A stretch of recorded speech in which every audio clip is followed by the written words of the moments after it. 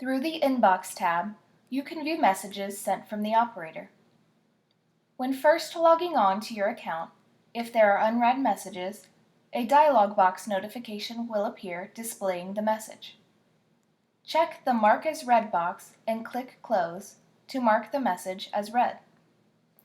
Or simply click Close if you do not wish to mark the message as read. If there are unread messages in your inbox, you will also see a red notification symbol with the number of unread messages at the top of the Inbox tab.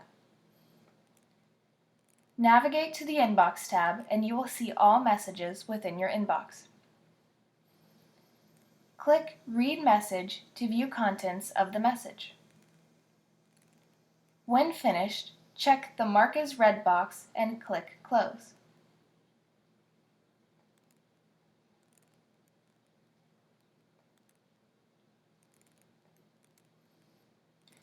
The red notification symbol will disappear and your message will appear as read. To send a message to the operator, navigate to the Contact Us tab and you will be able to send a message to the operator. For more information on how to send messages to the operator, watch our tutorial video on how to send messages that will be linked below.